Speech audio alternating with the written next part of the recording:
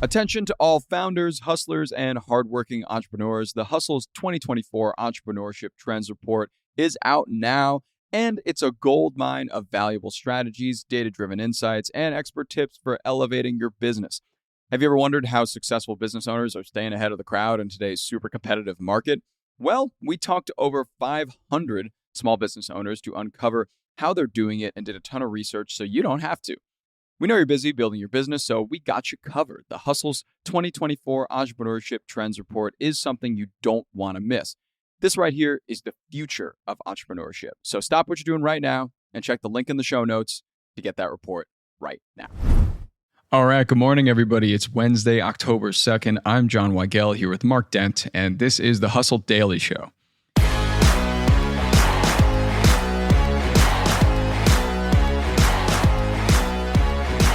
We've sulked over how fast food is more expensive than ever a lot recently, and America's burger doesn't look like it's getting any cheaper, maybe even ever. The food in particular is plagued by a volatile beef market and rising labor costs from across the board. So what has to change for us to get our cheap burgers again, and will that change ever come? We'll get to that in a bit, but first let's give you the hits and headlines in business and tech. Kicking off with Pepsi, PepsiCo will acquire Mexican-inspired food company Siete Foods for $1.2 billion. It's the latest in a recent boom of deal-making in the packaged food industry as high demand for snacks continues despite the inflation. Next, it's apparently super easy to get your hands on Nike's Air Force Ones and limited edition Jordans. It's so easy, in fact, that Nike believes that these sneakers have lost their, quote, cool factor. This comes as the company is expected to report a 10% decline in sales for the quarter ending August 30th. Mark, it seems like Nike's been having quite a bit of woes lately in the shoe market. Yeah, they have. And I wonder if this move is going to be like too little too late almost, because I just think that Nike had the problem of releasing too many of these shoes into the wild of many different of their models. But they also made this move over the last few years in which they kind of stopped selling their shoes at some different retailers in hopes of just doing more at the Nike store or, direct to consumer online. But there was like this double-edged problem for Nike in that, okay, they're really cool shoes. There was too many of them, which makes them less cool. But by not having their shoes, when you'd go into the store, people would go take a look at like On, or they'd take more of a closer look at Hoka. And yeah, while I see that this could be a good move that helps, Nike maybe regain some street cred among like the true kind of sneakerheads, I think that their problems are far larger in the sense of whether they can still be a really big brand. Yeah, I mean, they really decided to just kind of try to flip sales into their in-store properties because it'd be nice to make a little extra chunk of change that way, I'm sure. But it just seems to have not really worked out that way, given the amount of Nike stores there are versus the amounts of, Targets, Walmarts, Foot Lockers. Yeah, I mean, I can imagine like maybe 2 Nike stores that I know of that exist. Same. Okay, next, European finance giant UBS is predicting another roaring 20s type of boom in the U.S. economy. They're citing a 50% chance of that good old 1920s style prosperity. The one we had until the Great Depression in 1929. Mark, what do you make of this prediction of this big kind of all-American bounce back they're expecting? Well, that's an extremely high likelihood, by the way, a 50-50 chance. Yeah, I mean, that's very high. So that's good. Yeah. On the other hand, the 1920s boom was, yes, awesome in a lot of regards. But the reason why the Depression happened in 1929 and, continued on for about a decade was that the accumulation of wealth, I mean, it really funneled to, just a few Americans. Like there was no middle class that was created by the 1920s boom. Mm-hmm. So any similar boom could have those same problems. And obviously, income inequality has been a problem over the last couple of decades already, until the last couple of years when the lower fifth of American income earners have started to make some considerable gains. So yeah, I mean, a lot of people are predicting recessions too. So you never know what these predictions are going to be. Yeah. You really never know. I feel like every time I log onto any finance website, the first headline is either we're in a recession or we're about to be in a recession or things are popping off right now. So yeah, I guess we'll just have to see with time what 2025 does. Right. It's like, so should I trust UBS more or Home Depot more? Right. Because Home Depot has predicted, a bad economy a few weeks ago. Exactly. Speaking of Home Depot, in a follow-up from yesterday, Gen Z is actually breaking huge into the trade sector. We talked a little bit yesterday about how electrical engineering is becoming a very, very popular major in schools. For Gen Zs, college and corporate gigs are really falling from their pedestals. More than 1 out of 4 Gen Zers have reportedly considered vocational training or trade school, and they cite the reasons as work-life balance, job security, and job availability as the reasons for doing so. I mean, you'll always need an electrical engineer, am I right? And finally, former President Jimmy Carter is officially the first ever U.S. president to hit his 100th birthday. His birthday celebration in his hometown of Plains, Georgia, included a military jet flyover, a naturalization ceremony, and a concert. Happy birthday, Mr. Carter.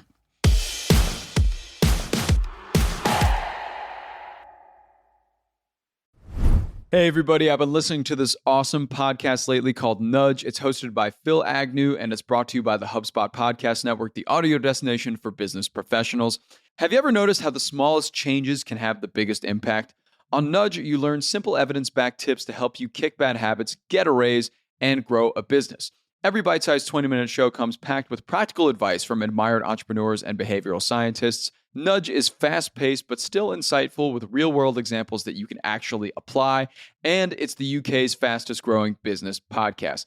I was listening to an episode recently where Phil had on Nick Kalenda, who is a former mind reader and psychic who now works with big companies in their sales departments on selling more products. It's absolutely mind-boggling, and you got to check this out. If you want an MBA's worth of insight in one single podcast, this show is right for you. Every 20-minute podcast gives you something extra special. And you can listen to Nudge wherever you get your podcasts. On to the main story today. I love a cheeseburger, of course. Fast food restaurants like McDonald's have made the burger a tad pricier in recent years. Obviously, inflation is a big part of that conversation, but there are tons of changes in the beef market that are also to blame for that $5.29 Big Mac that you may have been seeing. So, Mark, can we first talk about these rising burger prices over the years? I can't honestly get enough of talking about it. And the reason why we talk about it a lot is because it keeps on happening. Yes. We've seen inflation moderate for the most part. I mean, prices are still up now compared to where they were like in 2020. But overall inflation, I think it came in at just under 3% year over year for this last month. However, beef has just continued to go up. I mean, if you look at the average price of ground beef based on like the consumer price index, it kind of keeps on going up. It leveled out a little bit in 2022, then it went up basically every month in 2023, and it's continued to go up for the last few months. Yeah. So Bloomberg, they got some data from the food consultant Technomics and found that altogether, the average fast food restaurant burger price is $8.41, and that's up 16% from 5 years ago. That Big Mac price that you mentioned, I think, is up closer to around 20% compared to about 5 years ago. Jeez, I hope they have an extra Big Mac to pay for that extra $2 that I'm paying. But you mentioned the price of ground beef too. It's $5.58 per pound right now, which is a record high, as well as even the price for sirloin steak has reached a high price of $11.73 per pound. So what we're seeing across the board is all of these beef prices consistently increasing. Prices at fast food restaurants, prices for just meats as they are in the grocery store. What is behind these rising meat prices? It really, really comes down to the farmers and where the meat comes from, it looks like. Correct. It's mostly like a supply-demand problem. When it comes to ground beef, it's one of those that you can actually understand because, supply-demand sounds like an economics lesson. But in this case, there's just not that many cows. So therefore, the cows that get bought up by a company like Tyson or whatever middleman company between the producer of beef and the end buyer like McDonald's and the consumers, they're paying a much higher price just because a good cow right now is a fairly precious commodity. Yeah. And that's kind of happened for a couple of reasons. One, of course, was the pandemic kind of threw everything out of whack in the sense that everybody predicted, well, there won't be enough demand, so let's cut down supply, et cetera. But the other main reason is drought. There's just been a lot of drought conditions throughout the United States over the last decade. And so that just makes it a little bit harder to really kind of restock supply.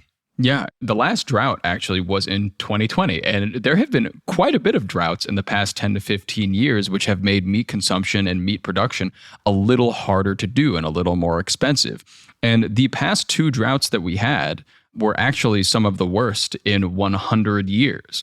So that's really, really affected how farmers and ranchers produce this meat and the amount of cows that are even available in their herds nowadays, which is getting slimmer and slimmer with time, it seems. Mm-hmm. And you'd think that they could just replenish their numbers for cattle. And certainly it would make sense for them to do that economically because the prices are so high. That means, get a bunch of cattle right now, sell it, and then the price will moderate. That's how it should work. But there's a couple of factors involved here, too, that are making that pretty complicated. Interest rates are high, something that's been dogging a lot of companies that have wanted to invest. Mm-hmm. So that's been bad for the cattle farms. And, expenses are up. Yeah. That's another thing you see throughout the economy is the components that go into everything are so much higher now. So it's a tricky calculus for the farmers who undoubtedly are also still worried about the potential for more droughts, too. Yeah. And even from the farmers, we go to even big companies, probably one of the largest meat purveyors in the entire world, JBS SA. It's a Brazilian company. And it said in its earnings call that it was seeing some positive signs right now with the number of young female cows sent to slaughter down about 15%, which means more are being held back to reproduce. But despite that, the herd size seems to still be kind of low, and they don't project a rebound on this until at least 2026. And that's a positive projection of how this whole thing is going to shake out. I mean, you can't just flip a switch, right? You got to raise calves and cows. It takes time. Another fun factor here that I didn't even think about before checking out this Bloomberg article is that farmers also have an average age now of 58.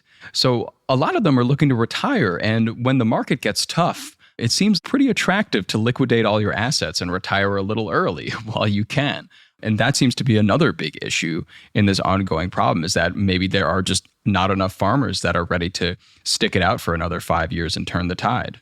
Mm-hmm. It's really crazy how every kind of subset of the economy in some ways is almost exactly alike because you see this in so many different industries, whether it's just a local restaurant, maybe a local clothing store, a doctor's office. When people are reaching these ages right now of, 60 to 65 or so, and they want to retire, their kids don't want to take over, or maybe they don't have kids. And so they have no choice really but to sell and get that cash windfall. And then it ends up just going to larger and larger companies typically. Yeah. And it just kind of changes everything. That's clearly what's happening in the cattle industry as well as in a lot of places. Yeah, and from all these factors that we discussed, it seems like the beef industry is definitely changing and will change even further, probably in the next 5 to 10 years. What do you think the realism is here for people like you and me that, just really want to get a good fast food burger every now and then? I think we're just going to have to pay more money. As I've said on here before, when I go to Wendy's, my drive-through value meal is $11 or $12 now. No Dave's Double. Yeah, right, exactly. But I mean, there's a couple of maybe alternatives that are going to come through the pipe. One of those, of course, is lab-grown meat. Mm-hmm. If people like that, once the technology kind of keeps a pace, that could end up being a lesser price than just getting a regular burger. But, lab-grown meat, that technology has been discussed at least since 2013. And so there's still not been a ton of progress there. People generally don't like the plant-based burgers. So the true American burger made from a cow is, even at McDonald's, going to become at least somewhat of a delicacy compared to the past, at least. Yeah, it seems like it. And, this whole idea of the American way of getting a cheap cheeseburger, hamburger situation might be changing sometime soon. That just may not be a sustainable reality for as long as we want it to be. Yeah, I'll still probably get my fast food. So yeah, it's okay. You're good, Mark. You get the chicken meal at Wendy's. You like right. that. Yeah, exactly.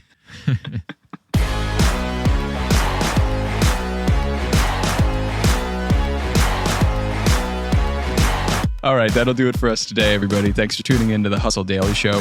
We're a proud part of the HubSpot podcast network. Our editor is Robert Hartwig, and our executive producer is Darren Clark. We've got a lot more tech and business coverage in our newsletter. If you're not subscribed, go get signed up at thehustle.co/email. Throw us a follow on Instagram. Keep it zesty, everybody, and we will see you tomorrow.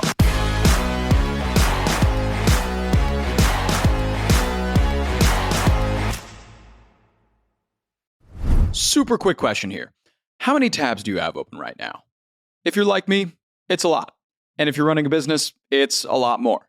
And with all those tabs, you're spending more time searching through data and less time, growing your business. But HubSpot's customer platform brings all your tools into a single powerful place that your teams can use together. So close those tabs. It's business growing time. Visit HubSpot.com to get started today.